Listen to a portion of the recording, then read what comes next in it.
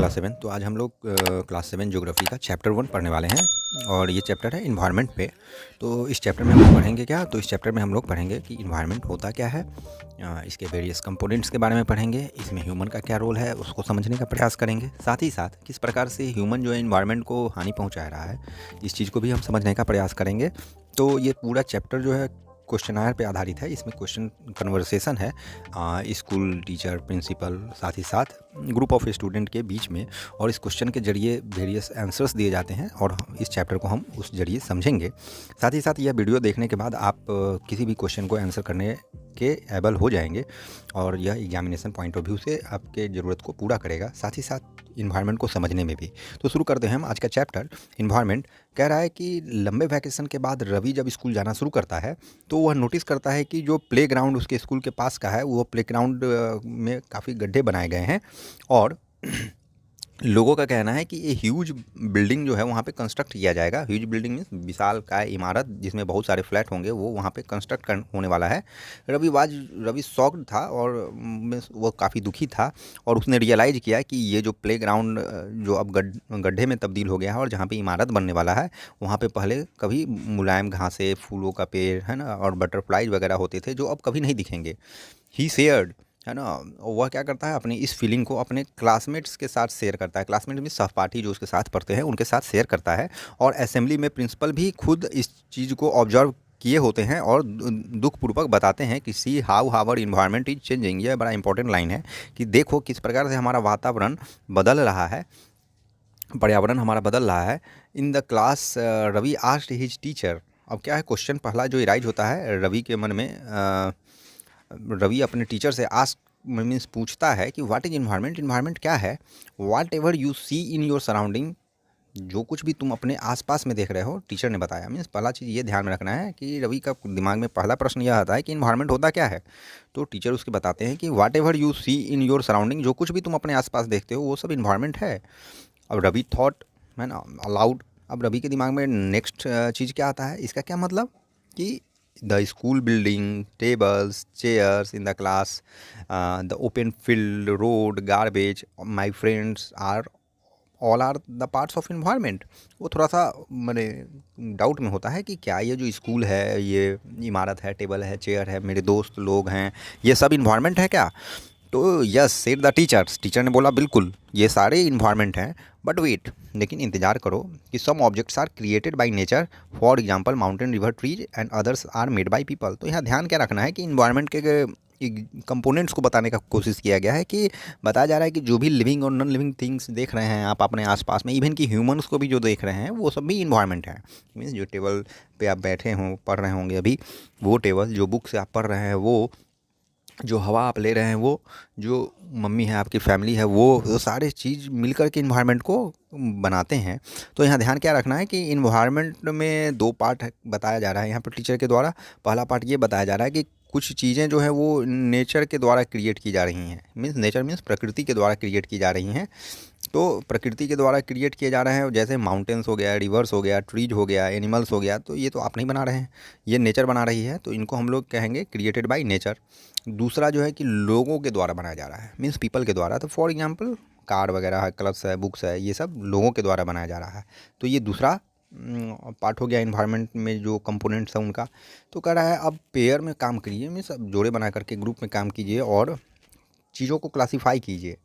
किस आधार पे? तो जो क्रिएटेड है नेचर के द्वारा और जो क्रिएटेड है ह्यूमन बींग्स के द्वारा। मीन्स दो चीज़ों के आधार पर जो चीज़ें हैं, कंपोनेंट्स हैं हमारे इन्वायरमेंट में, उनको आप क्लासीफाई कीजिए, उनको वर्गीकृत कीजिए, छांटिए, अलग अलग कीजिए। तो हम कंपोनेंट्स को एक बार समझने का प्रयास करते हैं कि कंपोनेंट्स क्या होता है। तो यहाँ पर एक डायग्राम, इमेज बनाया गया है, पिक्चर बनाया गया है। इस पिक्चर के जरिए कंपोनेंट्स ऑफ इन्वायरमेंट को समझाने का प्रयास किया जा रहा है। तो आप देख रहे हैं कि 3 पार्ट हैं इसके कंपोनेंट्स के।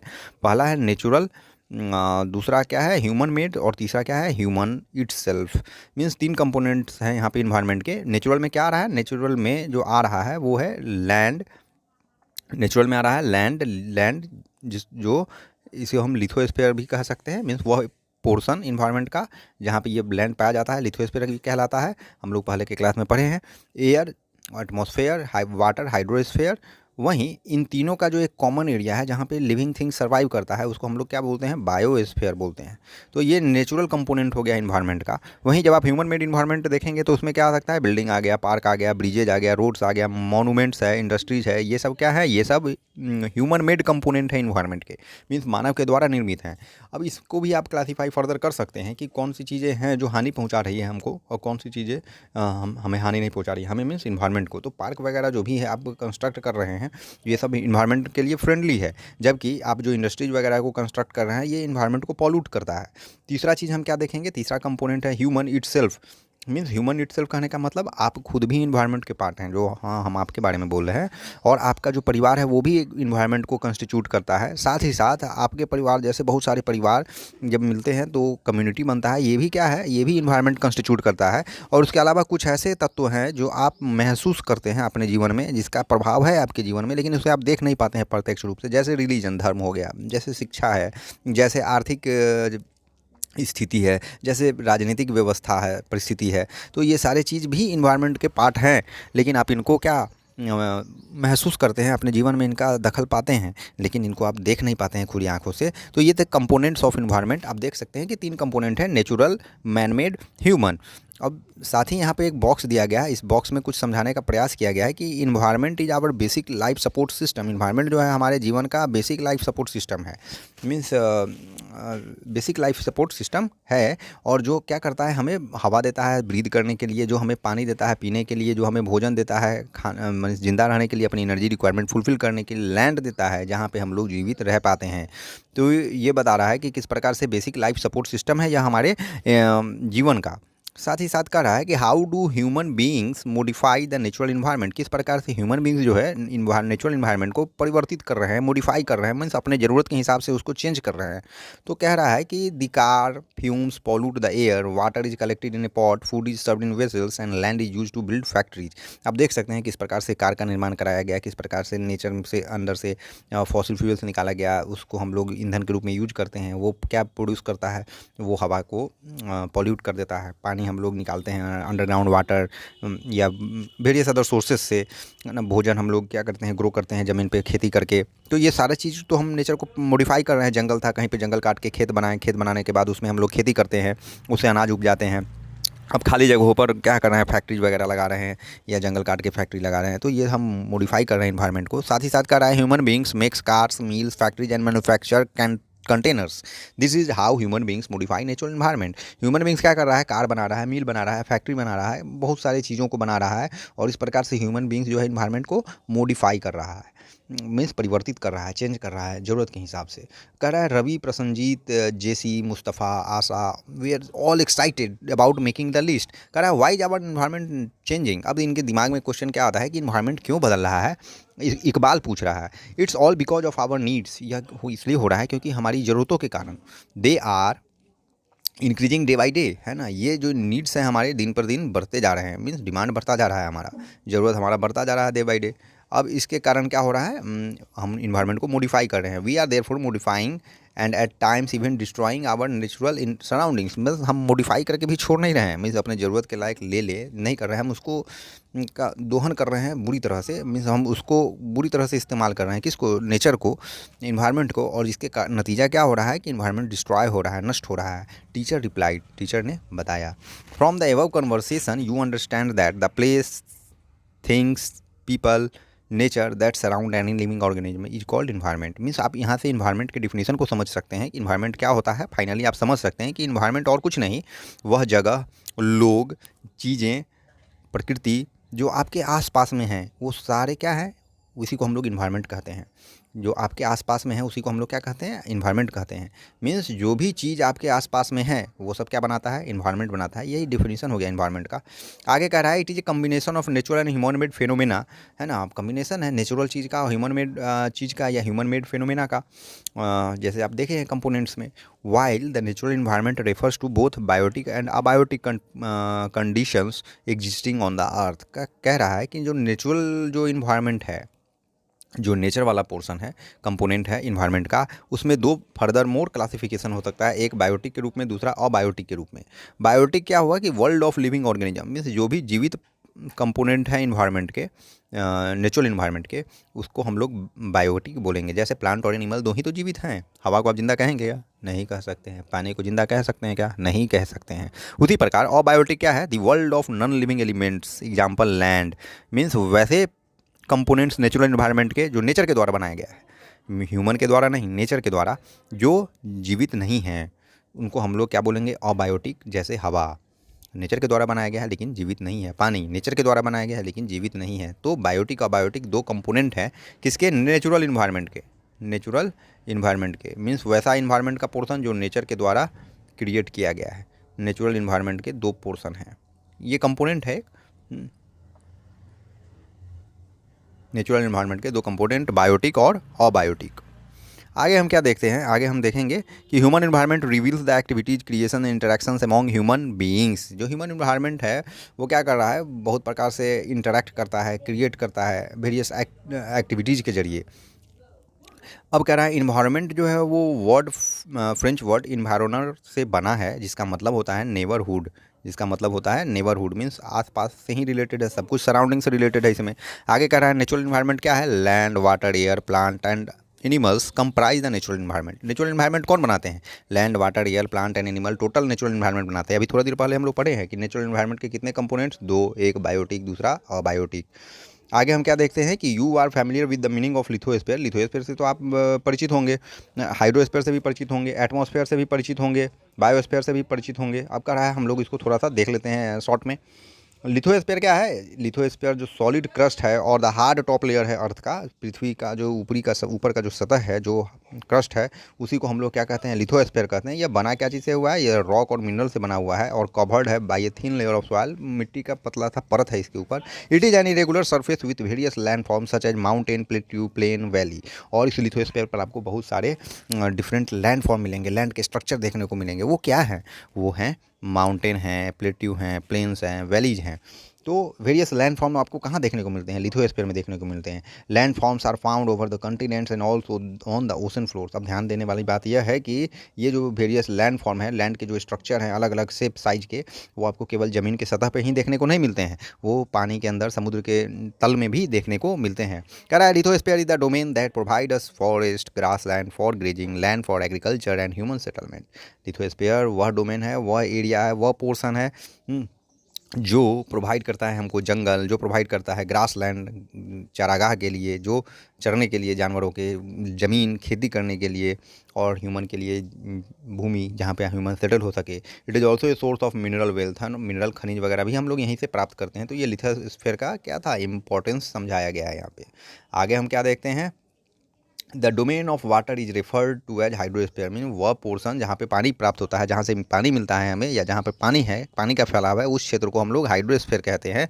उसी को हम लोग हाइड्रोस्फीयर कहते हैं। It comprises various sources of water. इसमें बहुत सारे पानी के स्रोत हो सकते हैं, जैसे तालाब है, झील है, वो सी है, ओशंस है, ये सब। It is essential for all living, सबके लिए ऑफकोर्स नेसेसरी है। क्यों? क्योंकि पानी है, समुद्र का पानी अगर हम पी नहीं सकते हैं तो वो क्लाउड फॉर्मेशन में मदद करता है, इवेपोरेशन में। तो इस प्रकार से सारे वाटर के जो सोर्स हैं वो हमारे लिए इम्पोर्टेंट है। इवन कि ग्लेशियर्स वगैरह, इनका भी अपना इन्वायरमेंट में क्या है, एक रोल है।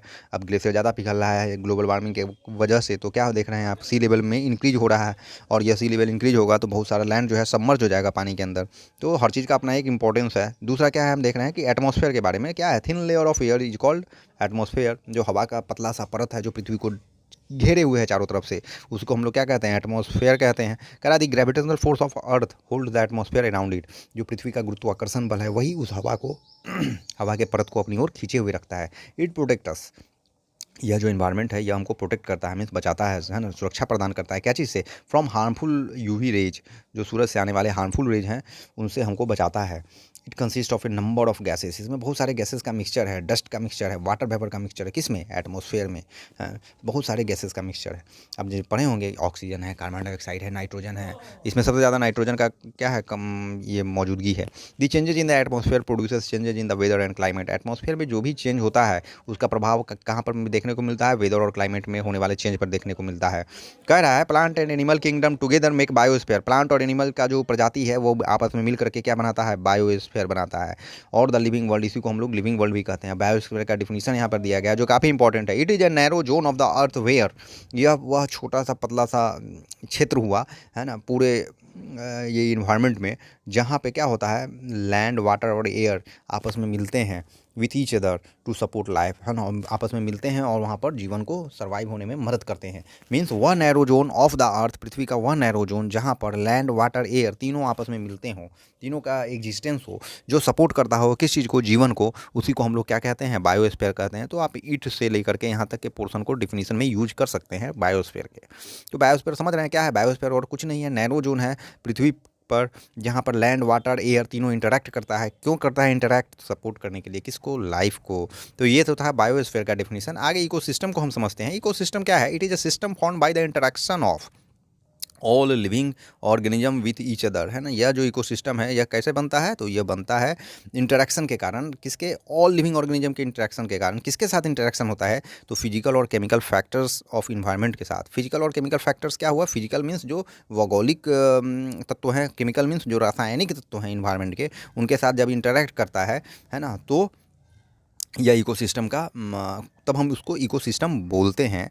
कह रहा है in which they live all linked by the transfer of energy, और ये इंटरैक्ट करते हैं किस प्रकार से? इनके बीच में आदान प्रदान होता है ऊर्जा का, मटेरियल्स का। बहुत प्रकार के मटेरियल्स हैं। अब जैसे आप देख रहे होंगे कि ह्यूमन बींग्स हैं, प्लांट्स हैं, आपस में क्या गैसेस एक्सचेंज हो रहा है इनके बीच। आप देखते होंगे राइजोबियम बैक्टीरिया के बारे में सुने होंगे, किस प्रकार नाइट्रोजन फिक्सेशन में मदद करता है, जो हम लोग साइंस के चैप्टर में पढ़े हैं। हम लोग क्या बोलते हैं उसको, जो म्यूचुअल शेयरिंग होता है मटेरियल्स का आपस में, सिम्बायोटिक एसोसिएशंस जो बनते हैं। तो वही है इकोसिस्टम की it is a system formed by the interaction of all living organism with each other and with the physical and chemical factors of the environment in which they live all linked by transfer of energy and material. कह रहा है ecosystem तब बनता है जब various living organism हैं आपस में इंटरैक्ट करते हैं, साथ ही साथ इन्वायरमेंट के फिजिकल और केमिकल फैक्टर के साथ भी इंटरैक्ट करते हैं। और इस दौरान होता क्या है? इस दौरान ट्रांसफ़र होता है किसका? एनर्जी का और मटेरियल का। इसी को हम लोग इकोसिस्टम बोलते हैं। पूरा इकोसिस्टम मतलब बुझिए ना, एक ऐसी व्यवस्था जिसमें सारा काम हो रहा है, सबका काम चल रहा है, यही इकोसिस्टम है। जैसे हम लोग गैसियस एक्सचेंज के जरिए समझ सकते हैं, हम लोग ट्रांसपीरेशन देखते हैं, हम लोग फोटोसिंथेसिस देखते हैं, सब इसी का पार्ट है। आगे हम लोग इकोसिस्टम को और समझ लेंगे इस कन्वर्सेशन के जरिए। कि कह रहा है कि एनसीसी कैंप में रवि जो है क्लास अटेंड कर रहा था। जैसी जो है आश्चर्यचकित होती है कितना पानी हो रहा है। It reminds me of my home in Kerala, और यह मुझे याद दिला रहा है केरला के बारे में। You should come and see how it pores and pores and pores over the lush green fields and और कोकोनट। कितना, है ना, पानी गिर रहा है कहाँ पे? हरे भरे फील्ड में, कोकोनट प्लांटेशंस पे। Heera from Jaisalmer exclaimed we get no rains, है ना। और हीरा जो है जैसलमेर से जो है वो ये आश्चर्यचकित हो जाती है और वो बोलती है कि अरे हमारे यहाँ तो वर्षा ही नहीं हो रहा है। अब जैसलमेर राजस्थान का पोर्शन है, अब वहाँ वर्षा कहाँ से होना है उतना। और वो बोलती है वी सी ओनली कीकर एंड सैंड, है ना, वहाँ पे हम लोग कीकर और सैंड को देखते हैं, बालू ही बालू देखते हैं, जहाँ तक आँख जाए वहाँ तक बालू दिखता है। But you also find camel said Ravi, लेकिन वहाँ तुम कैमल को भी देखते होगे, ऊँटों को भी देखते होगे। कौन बोल रहा है ये बात? रवि बोल रहा है। मीन्स यहाँ पे बताया जा रहा है कि जेसी इसलिए आश्चर्यचकित हो रही है क्योंकि वो वर्षा देख नहीं रही है ना, वर्षा देख रही है ना। और it reminds me of my home in Kerala, और केरला में होता है, हम लोग पढ़े हैं कि जून के सीजन में इंटर करता है वहाँ पे। तो लेकिन ये जो है आपको जैसलमेर की जो रहने वाली हीरा है वहाँ पे वर्षा हो नहीं रहा है, तो वो आश्चर्यचकित है बेचारी वर्षा को देख करके, है ना। वो बोलती है कि मेरे यहाँ तो केवल बालू ही बालू है, कीकर है, ये सब चीज़ है। बट रवि बोलता है कि तुम तो ऊँट भी देखते होगी अपने यहाँ। तो ये बता रहा है कि किस प्रकार से ये इन्वायरमेंट अलग अलग हमको देखने को मिल रहा है अलग अलग जगहों पर, और उसके कारण जीवन शैली, जीवों का होना, वेदर, क्लाइमेट, ये सारा चीज़ डिपेंडेंट हैं हीरा से। Not just camels, if you visit our desert, है ना। अब हीरा क्या बोल रहा है कि केवल ऊँट ही नहीं, अगर तुम आते हो तो तुम देखोगे क्या, स्नेक्स को, लिजार्ड्स को, बहुत प्रकार के कीड़ों को, है ना। तो Ravi wondered why do the animals, the vegetation and the way people live vary from place to place. अब यहाँ पर क्वेश्चन उठता है, बहुत इंपॉर्टेंट क्वेश्चन है कि किस पर, क्यों जो जानवर, जो पेड़ पौधे, वेजिटेशन दैट मीन्स पेड़ पौधे, लोग जो जीवन जीते हैं वो वेरी करता है, मीन्स बदलता रहता है अलग अलग जगहों पर। क्यों चेंज होता है, क्यों वेरिएशन है? Are they all related to each other, क्या वे सब आपस में जुड़े हुए हैं? Oh yes, very much so, the teacher replied. बिल्कुल सही, बहुत हद तक है ना, जुड़े हुए हैं। All plants, animals and human beings depend on their immediate surrounding. जितने भी प्लांट है, काफ़ी इंपॉर्टेंट है कि जितने भी प्लांट हैं, जितने भी जानवर हैं, जितने भी ह्यूमन बींग्स हैं, वो सब जुड़े हुए हैं, डिपेंड होते हैं किस पे, अपने इमीडिएट सराउंडिंग पे, अपने आसपास के चीज़ों पे, वातावरण पे निर्भर होते हैं। Often they are also interdependent on each other, वे एक दूसरे पर आश्रित हैं।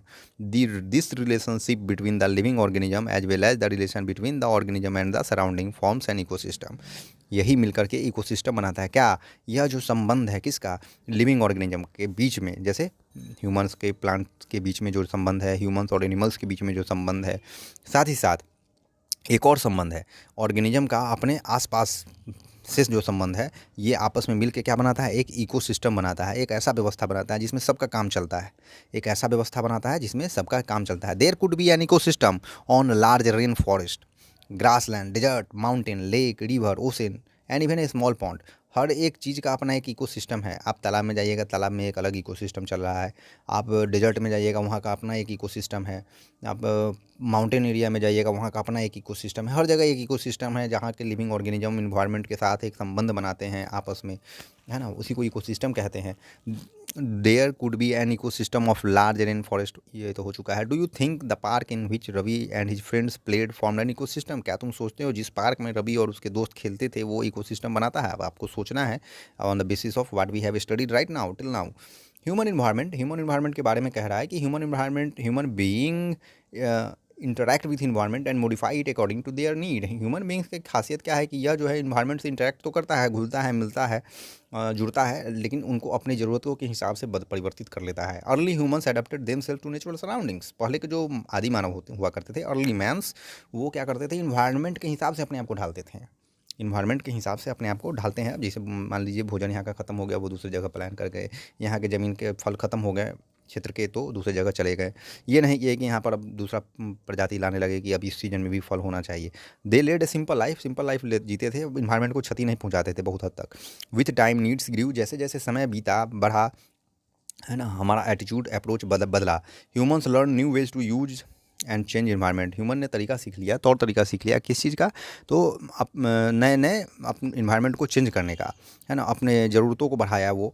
दे लर्न टू ग्रो क्रॉप्स, अब वो क्या हुआ, उनकी बुद्धि भी बढ़ी, वो अब क्रॉप्स को ग्रो करना सीख लिए, जानवरों को पालना सीख लिए, है ना, वे सेटल लाइफ जीना शुरू कर दिए। पहले हम लोग किस प्रकार का वानरर का जीवन जीते थे, घुमक्कर वाले ज़िंदगी जीते थे। व्हील वाज इन्वेंटेड, चकपहिए का खोज हुआ। सरप्लस फूड वाज प्रोड्यूस, हम ज़रूरत से ज़्यादा भोजन उपजाया जाने लगा, अनाज उपजाया जाने लगा। बार्टर सिस्टम इमर्ज्ड, है ना, आदान प्रदान होने का व्यवस्था बन गया बार्टर सिस्टम वैसा सिस्टम था जिसमें पैसे का, बिना पैसे के सामानों का आदान प्रदान हुआ करता था। जैसे आपके पास आम है, किसी के पास कटहल है, तो आप कटहल वाले को आम दे दिए और उससे कटहल ले लिए। That was barter system. यहाँ पर पैसा नहीं हुआ करता था। तब क्या हुआ, आगे और बढ़ा तो ट्रेड वगैरह हुआ, कॉमर्स डेवलप हो गया। कॉमर्स मीन्स वाणिज्य। इंडस्ट्रियल रिवॉल्यूशन आया, फिर औद्योगिक क्रांति जिसमें फैक्ट्रीज वगैरह बड़े स्तर पर इंजन वगैरह प्रोड्यूस होने लगे। इनेबल लार्जर स्केल प्रोडक्शन, है ना, और इन सब चीज़ों के कारण क्या हुआ, प्रोडक्शन जो है बृहद स्तर पर बढ़ गया, बहुत बड़े स्तर पर बढ़ा। ट्रांसपोर्टेशन बिकम फास्टर, ट्रांसपोर्टेशन जो है यातायात व्यवस्था तेज हो गया। Information revolution made communication easier, अब क्या हुआ, आपका IT सेक्टर ये सब डेवलप हुआ। इन्फॉर्मेशन रिवॉल्यूशन आया, सूचना क्रांति आया, इसके कारण आप दुनिया तेज़ हो गया, तेज़ गति में भागने लगा, इन्फॉर्मेशन बहुत तेज़ गति से आपको मिलने लगा, डेवलपमेंट और बढ़ गया। अब इन सब का असर तो इन्वायरमेंट पर पड़ना है। Have you ever thought why you love eating A juicy watermelon in summer and hot roasted peanuts in the winter?